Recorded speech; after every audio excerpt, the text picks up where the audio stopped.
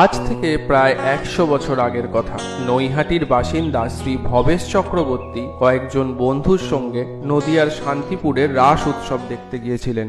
রাসের মেলায় ঘুরতে ঘুরতে সেখানে এক বড় কালীর বিগ্রহ তার চোখে পড়ে। মন ভরে যায় ভবেশ চক্রবর্তী। নৈহাটি ফিরে তিনি একদিন ভাবছিলেন যে তিনিও এরকম একটি বড় কালীর বিগ্রহ প্রতিষ্ঠা করতে চান। তখন তাকে মা কালী আশীর্বাদ করে বলেন, আমি প্রতিষ্ঠা হব তোর কাছে বড় মা রূপে। খুব বিখ্যাত হবে সেই পুজো, প্রতিষ্ঠিত হয় বড় মা।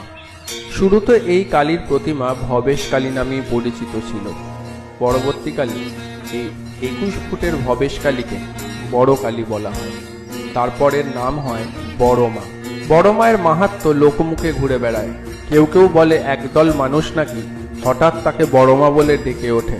তারপর থেকে বড় কালীর নাম হয় বড় মা। বড় মার পুজোয় প্রচুর ভক্ত ভিড় করে আবেগে ফেটে পড়েন। প্রচুর মানুষ দেশ বিদেশ থেকে আসে বড় মার দর্শন করতে। বড় মার থেকে যে যা চায় সে তাই পায়। নৈহাটির বড় মা ভারতবর্ষের অন্যতম বিখ্যাত কালী পুজোর মধ্যে জয় বড় মা।